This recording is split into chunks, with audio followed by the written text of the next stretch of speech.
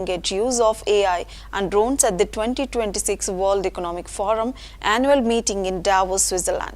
Speaking at the summit today, January 19, 2026, Tewari highlighted how the foundation has integrated AI-trained cameras onto drones to proactively detect stationary vehicles, a common cause of accidents.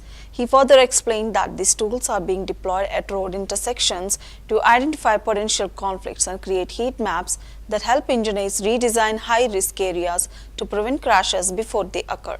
The presentation comes as Tewari is set to be officially honored tomorrow, January 20, as the 2026 Social Entrepreneur of the Year by the SWAP Foundation. His foundation's data-driven approach, including the landmark Zero Fatality Corridor model, has already demonstrated significant success by reducing road fatalities by up to 60% on high-risk highways in India. Sure, the journey actually began in 2007, which was, almost 20 years ago, when I lost a young family member to a road crash. And that's when for the first time I realized that this was a significant public health issue. A lot of families are affected by this on a daily basis, and that something had to be done at a systemic level, not just at a behavior level, to fix the issues that were causing such a large number of deaths. And that's how the journey began. We first focused on the Good Samaritan law and then focused on applying the best practices on the ground by creating zero fatality corridors and zero fatality districts. And what we're really trying to do here at Davos this time is to show that there is a model for safer roads that is not coming from the West, but coming from the global South, that demonstrates how what the lived realities in our countries are and how the solutions ought to be designed for the people that are most affected by it, the vulnerable communities that we talk about. So it's been a while, but we still have a long way to go. And this meeting here in Davos is just one of the milestones in terms of taking this conversation to the policymaker level also. So as you said, we are in Davos, and you are saying that the example from India can be actually set an example for the world, or not entire world, for most of the country. How you differentiate the laws? Which country, Europe should have what laws, and what India or other laws? How do you differentiate that? I think the biggest differentiator is the application of what we call cultural empathy, which is that you have to recognize what works in countries like India. I'll give you the example of Good Samaritan law. Good Samaritan law is also in Western countries, including in France, for example. And in France, if you don't help someone, there is a penalty for it. But in India, the challenge was not that there should be a penalty. The challenge was that to help, there was a penalty. People get entangled in legal hassles.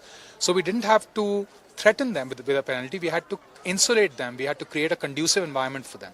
Similarly, when we talk about actual road safety on the ground, safe mobility, which is so important for Viksit Bharat 2047, we have to understand that there are on-ground realities of people who live alongside highways, the most vulnerable road users who are pedestrians, cyclists,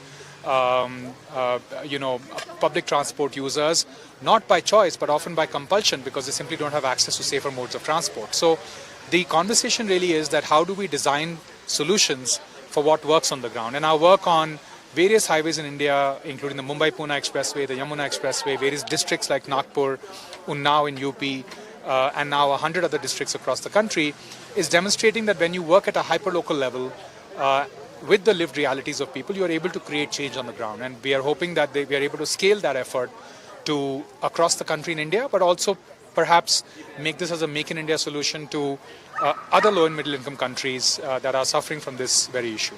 You made a very good point, linking it to Make in India and also linking it to Viksit Bharat. Obviously, people are the biggest currency of any country. Yes. So you see this having some impact even in terms of GDP?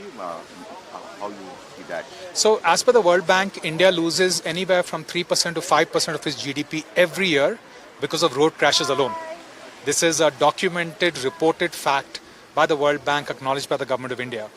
And by plugging road crash fatalities, we are also contributing to the significant loss that is, to preventing the loss that is happening because of these road crashes. So we're talking about, nearly $100 billion worth of economic loss that can be prevented if we are able to take action on this particular issue.